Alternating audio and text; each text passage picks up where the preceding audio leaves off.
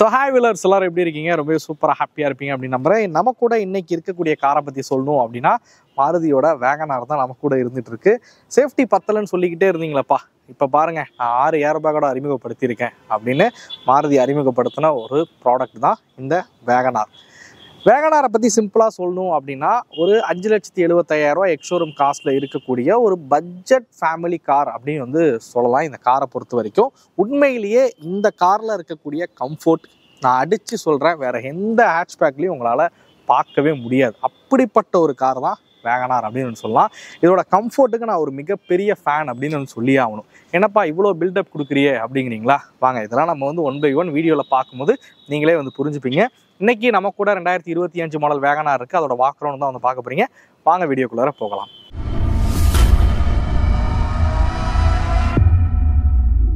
So இந்த video எடுக்க நமக்கு ஷோரூம் ஏபிடி மாருதி திருச்சி தான். அவங்களோட காண்டாக்ட் நம்பர் உங்களுக்கு டிஸ்பிளே ஷோவாகவும் டிஸ்கிரிப்ஷனில் கொடுத்துருக்கேன். மாருதி வெஹிக்கிள் பார்க்குறீங்க அப்படின்னா மறக்காமல் அவங்கள காண்டாக்ட் பண்ணுங்கள். ஸோ வேகனாரோட லெகசியை பற்றி சொல்லணும் அப்படின்னா மாருதி 3ஆவதாக இந்தியாவில் அறிமுகப்படுத்தப்பட்ட கார் தான் இந்த வேகனார். ஃபஸ்ட்டு 800, அப்புறம் ஆம்னி, அப்புறம் வேகனாரை வந்து அறிமுகப்படுத்தினாங்க.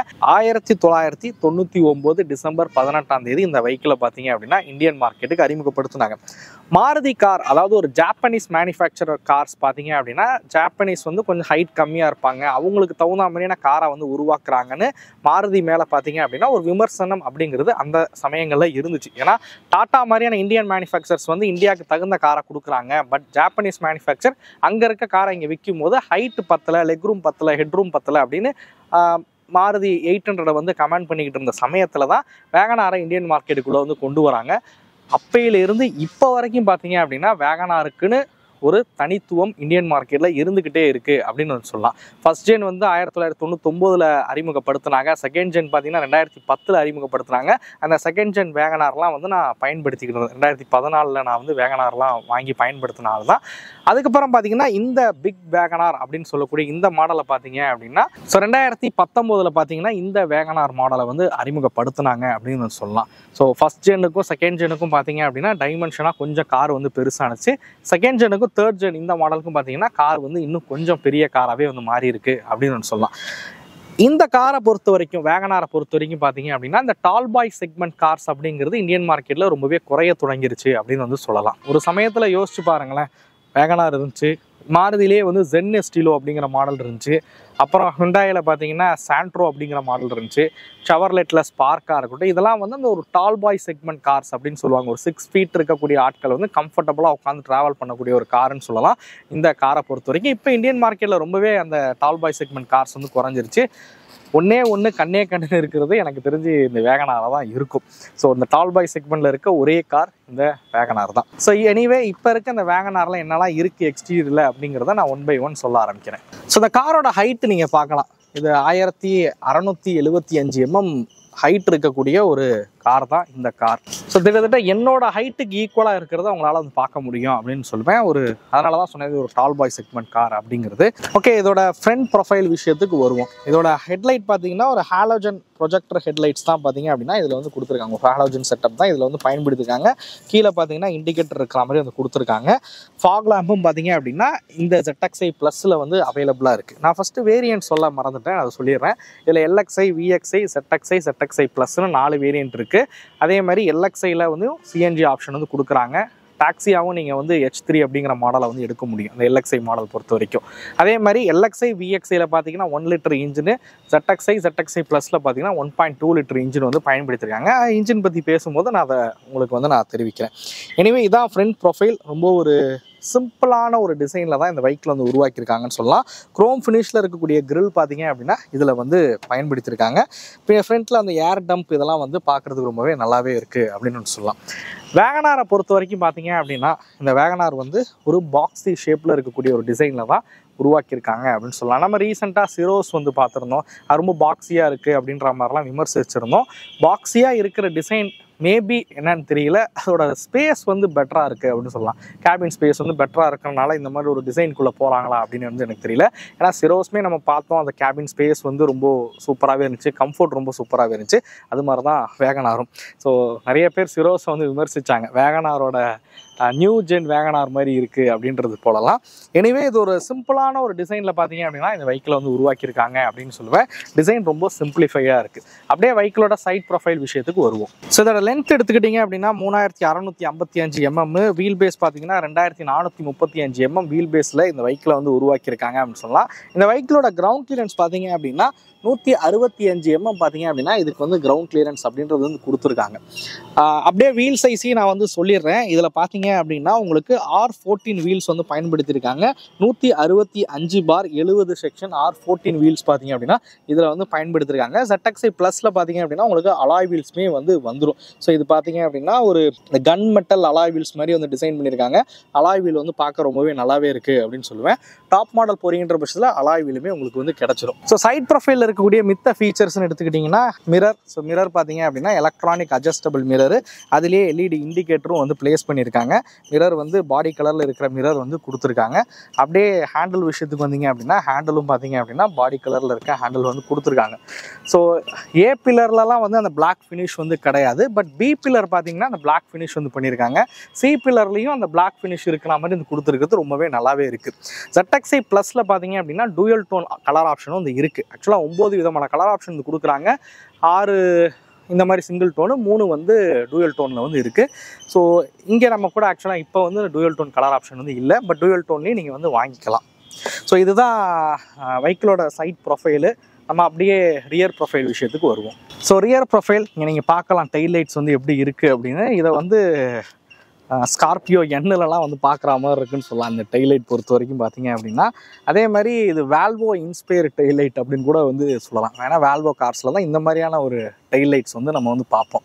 அது மாதிரி இண்டிகாவில் வந்து பார்த்துருக்கோம். பெரிய டெய்லைட்டாக வந்து இருக்கும். இண்டிகா கார்லலாம் வந்து பார்த்துருப்போம். ஸோ அது மாதிரியான ஒரு டெய்லைட் செட்டப் தான் இதில் வந்து பயன்படுத்தியிருக்காங்க. இதுவுமே வந்து ஹாலோஜன் செட்டப் தான். எந்த ஒரு எல்இடி இந்த மாதிரி ஃபங்க்ஷன்ஸ்லாம் வந்து கிடையவே கிடையாது. பட் இங்கே ஒரு ஸ்பாய்லர் கொடுத்துருந்தா மேபி பெட்டராக இருக்குமோ அப்படின்னு எனக்கு வந்து தோணுது. ஏன்னா நிறைய வேகனாரில் வந்து ஸ்பாய்லர் ஆக்சரிஸாக ஃபிக்ஸ் பண்ணி தான் வந்து ஓட்டுறாங்க. பட் இந்த ZXi ப்ளஸ் மாடல்லையாவது ஒரு ஸ்பாய்லரை வந்து கொடுத்துருந்தாங்கன்னா இந்த டெயில் ப்ரொஃபைல் வந்து பார்க்குறதுக்கு இன்னும் கொஞ்சம் பெட்டராக இருந்திருக்கும் அப்படின்னு வந்து சொல்லுவேன். ஸோ சென்டரில் வேகனாரோட பேஜிங் வந்து மென்ஷன் பண்ணியிருக்காங்க. முன்னாடி இருந்த மாருதி கார்ஸில் வந்து பின்னாடி LXi VXiலாம் வந்து இருக்கும். பட் இப்போ அந்த மாதிரி பேஜிங்லாம் வந்து எதுவுமே கொடுக்குறதில்ல. இங்கே வந்து உங்களுக்கு டிஃபாக்கர் லைன்ஸ் வந்து கிடையாது. பட் உங்களுக்கு வைப்பர் வாஷர் பார்த்தீங்க அப்படின்னா இதில் வந்து கொடுத்துருக்காங்க. மேபி இதில் வந்து டிஃபாக்கர் லைன்ஸ் வந்து கொடுத்துருந்துருக்கலாம். ஏன்னா நான் வச்சுருந்த வேகனார்லாம் பார்த்தீங்கன்னா டிஃபாக்கர் லைன்ஸ் வந்து இருந்துச்சு. அது VXi மாடல் தான் அப்போ இருந்தது. அதுலேயே டிஃபாக்கர் லைன்ஸ் வந்து கொடுத்துருந்தாங்க. பட் ரியர் வைப்பர் இருக்காது அப்போ. பட் இப்போ ரியர் வைப்பர் கொடுத்துட்டாங்க, டிஃபாக்கர் லைன்ஸ் ஏன் கொடுக்கல அப்படின்னு வந்து தெரியல. அதுவும் வந்து கொடுத்துருந்தாங்கன்னா மேபி இன்னும் பெட்டராக இருந்திருக்கும். நம்ம பூட் ஸ்பேஸ் விஷயத்துக்கு வருவோம். பூட் ஸ்பேஸ் பார்த்தீங்க அப்படின்னா இந்த காரில் வந்து லிட்டர் பூட் ஸ்பேஸ் அப்படிங்கிறது வந்து கொடுத்துருக்காங்க. சிஎன்ஜி மாடல் போகிறீங்கன்ற பட்சத்தில் பூட் ஸ்பேஸ் அப்படிங்கிறது ரொம்ப கம்மியாகவே இருக்கும். சிஎன்ஜி மாடலோட இமேஜ் நீங்கள் இப்போ பார்த்துட்டு இருக்கலாம். அதோட பூட் ஸ்பேஸ் வந்து எந்த அளவுக்கு ஸ்பேஸ் இருக்குது அப்படிங்கிறது. மேலே பார்த்தீங்க அப்படின்னா ஒரு யூஸபிளான ஒரு பார்சல் ட்ரே பார்த்தீங்க அப்படின்னா இதில் வந்து கொடுத்துருக்காங்க அப்படின்னு நான் சொல்லுவேன். எனிவே இதான் வெஹிக்கிளோட எக்ஸ்டீரியர் டிசைன். ஒரு சிம்பிளான ஒரு எக்ஸ்டீரியர் டிசைனில் தான் இந்த காரை வந்து வடிவமைச்சிருக்காங்க அப்படின்னு வந்து சொல்லலாம். நம்ம அப்படியே இன்டீரியருக்கு போவோம். இதோட டோரே பாருங்களேன் எவ்வளோ பெருசுன்னு பாருங்கள். அதுவும் இல்லாமல் இது வந்து ஒரு 90 டிகிரி பார்த்தீங்க அப்படின்னா அந்த டோரை வந்து ஓப்பன் பண்ண முடியும். ஸோ இந்த மாதிரி இந்த 2 டோரும் பார்த்தீங்கன்னா 90 டிகிரி வந்து ஓப்பன் ஆகும்.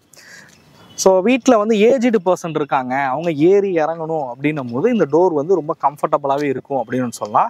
நாங்கள் வேகனார் பயன்படுத்தினதும் எங்கள் வீட்டில் ரொம்ப ஏஜ்டு பர்சனாக இருக்காங்க, அவங்களுக்கு கம்ஃபர்ட்டாக ஒரு கார் வாங்கணும்னா நாங்கள் வேகனார் வந்து வாங்கி பயன்படுத்திக்கிட்டு இருந்தோம் 2015 காலகட்டத்தில்.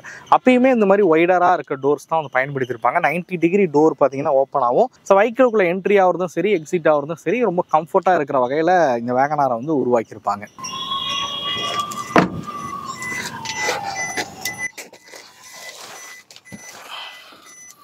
ஓகே, வேகனாரோட சீட்டிங் கம்ஃபர்ட் வந்து பார்க்கலாம் எப்படி இருக்குது அப்படின்னு.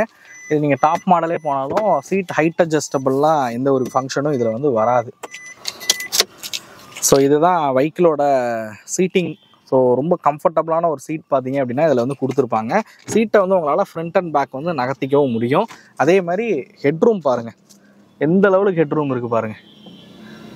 ஸோ ஒரு கார் பள்ளமேட்டில் எகிரி குதிச்சு போனாலும் இந்த ரூஃபில் போய் நம்ம அடிப்படவே மாட்டோம். அந்த லெவலுக்கு பார்த்தீங்கன்னா ஹெட்ரூம் வந்து கொடுத்துருக்காங்க. லெக் ரூமும் பார்த்தீங்க அப்படின்னா கொஞ்சம் நஞ்சலாம் கிடையாது. நல்ல லெக் ரூம் பார்த்தீங்க அப்படின்னா இந்த காரில் வந்து கொடுத்துருக்காங்க அப்படின்னு சொல்லுவேன். ஸோ இந்த டோரில் இருக்கக்கூடிய விஷயங்கள்லாம் பார்த்தீங்க அப்படின்னா இதில் வந்து உங்களுக்கு பவர் விண்டோஸ்க்கான கண்ட்ரோல்ஸ் பார்த்தீங்க அப்படின்னா இதில் இருக்குது. அதேமாதிரி லாக் அன்லாக்கு அது மாதிரி விண்டோவை நீங்கள் லாக் பண்ணிக்க முடியும். மிரருக்கான கண்ட்ரோல்ஸ் பார்த்தீங்க அப்படின்னா இதில் இருக்கிற மாதிரி வந்து கொடுத்துருக்காங்க. மிரர் நீங்கள் வேணும்னா ஃபோல்டும் வந்து பண்ணிக்க முடியும். ஃபோல்டபுள் மிரர்ஸ் பார்த்தீங்க அப்படின்னா இதில் வந்து கொடுத்துருக்காங்க. ஸோ அதுமாதிரி கீழே பார்த்தீங்கன்னா 1 லிட்டர் பாட்டில் வைக்கிறதுக்கான பாட்டில் ஹோல்டரும் இதில் வந்து இருக்குது. ஸோ ஸ்டேரிங் விஷயத்துக்கு வருவோம். ஸோ ஸ்டேரிங் பொறுத்த வரைக்கும் பார்த்தீங்க அப்படின்னா டில்டபிள் ஸ்டேரிங் வந்து கொடுத்துருக்காங்க. உங்களால் வந்து டில்ட் வந்து பண்ணிக்க முடியும். அதே மாதிரி ஸ்டேரிங்லேயே வந்து ஸ்டேரிங் மவுண்டட் ஆடியோ கண்ட்ரோல்ஸ் பார்த்தீங்க அப்படின்னா இருக்கிற மாதிரி வந்து கொடுத்துருக்காங்க. ஸோ இதில் பார்த்தீங்கன்னா உங்களுக்கு கால்ஸ் நோட்டிஃபிகேஷன்லாம் வந்தால் இதில் உங்களால் கண்ட்ரோல் பண்ணிக்கவும் முடியும். வாய்ஸ் கமாண்டுக்கான ஃபங்க்ஷனும் இதில் கொடுத்துருக்காங்க. ஸோ இதை பார்த்தீங்கன்னா இந்த மாதிரி ப்ரெஸ் பண்ண முடியும். ஸோ இங்கே பார்த்தீங்க அப்படின்னா உங்களுக்கு ட்ராக்ஷன் கண்ட்ரோல் ஆன் ஆஃப் பண்ண முடியும். ஆட்டோ ஸ்டார்ட் ஸ்டாப் ஃபங்க்ஷனை வந்து ஆன் ஆஃப் பண்ணுற மாதிரி வந்து கொடுத்துருக்காங்க. இன்ஸ்ட்ருமெண்ட் கிளஸ்டர் விஷயத்துக்கு வருவோம். ஸோ இதுதான் இன்ஸ்ட்ருமெண்ட் கிளஸ்டரு.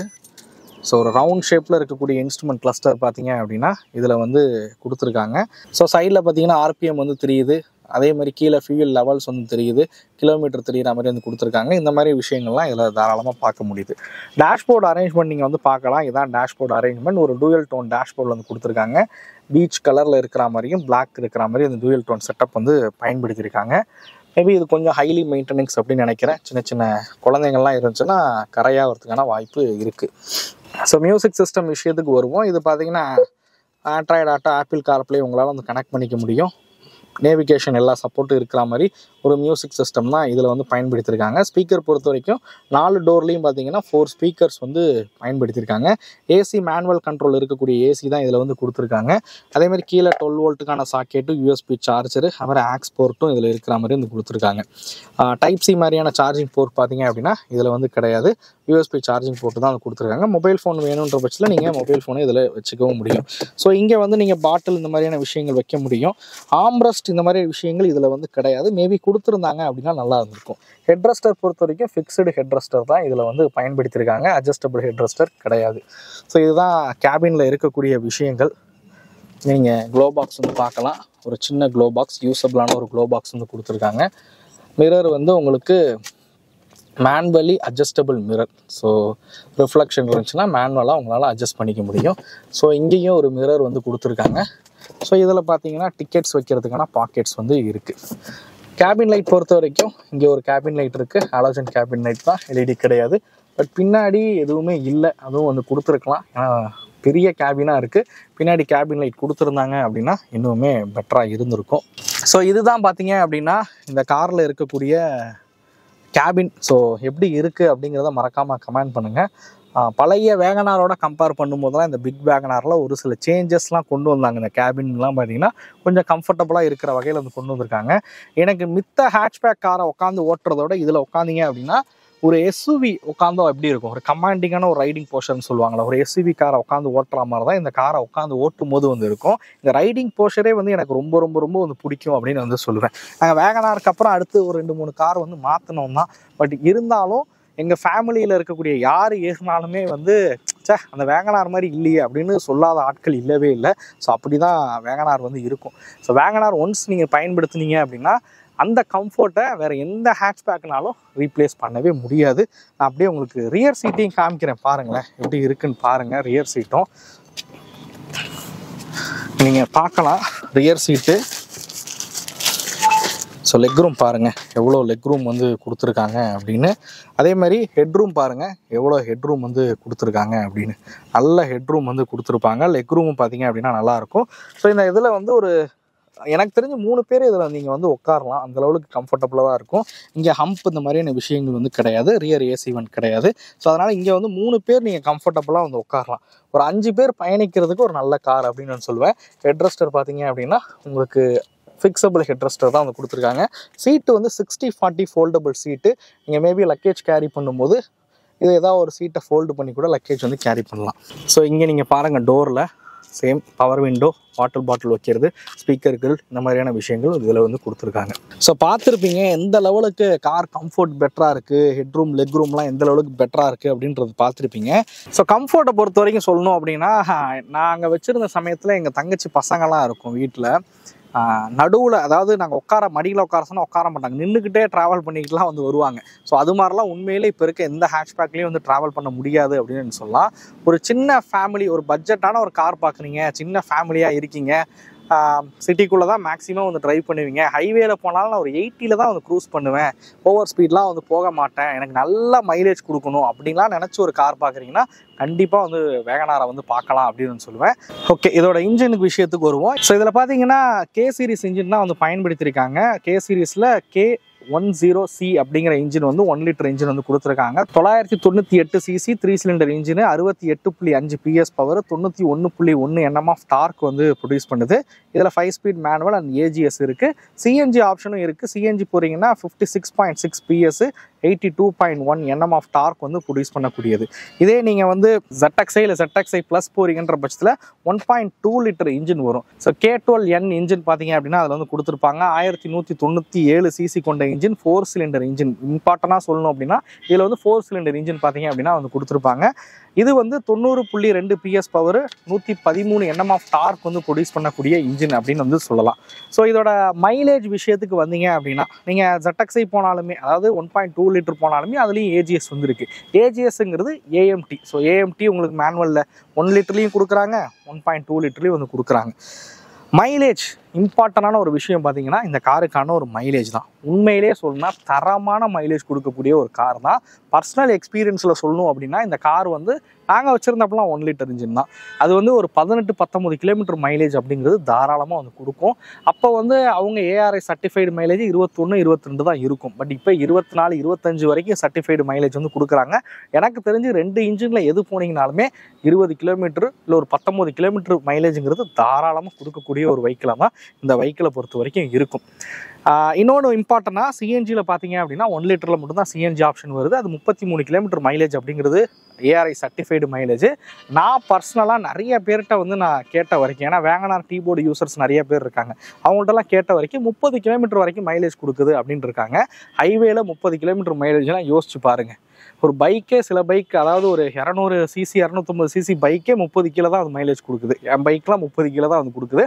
அப்படி பார்க்கும்போது ஒரு பைக்கை விட பைக் கொடுக்குற மைலேஜ் பார்த்தீங்கன்னா சிஎன்ஜியில் நீங்கள் இதை வந்து தாராளமாக வந்து அட்டைன் பண்ணலாம் அப்படின்னு நான் சொல்லுவேன். ஸோ மைலேஜ் பொறுத்த வரைக்கும் ஒரு பெட்டராகவே இருக்குது அப்படின்னு சொல்லுவேன். இந்த காரை பொறுத்த வரைக்கும் மைலேஜ் ப்ரிஃபர் பண்ணுறவங்க தாராளமாக இந்த காரை வந்து ப்ரிஃபர் பண்ணலாம். ஸோ ஃபைனலாக இந்த காரோட சேஃப்டி விஷயத்துக்கு வருவோம். இதில் வந்து 12க்கும் மேற்பட்ட சேஃப்டி ஃபீச்சர்ஸ் கொடுத்துருக்கோம் அப்படின்னு மாருதி வந்து சொல்லுவாங்க. அவங்க இம்மோபிளைசர் கீயெல்லாம் சேர்த்துப்பாங்க சேஃப்டி ஃபீச்சராக. ரியரில் பார்க்கிங் சென்சார் கொடுத்துருக்கோம் அந்த மாதிரிலாம். பட் உண்மையாக சொல்லணும் அப்படின்னா 6 ஏர் பேக் இந்த வெஹிக்கிளில் இப்போ வந்துருச்சு. அடுத்ததாக பார்த்தீங்கன்னா ABS EBDங்கிறது இருக்குது.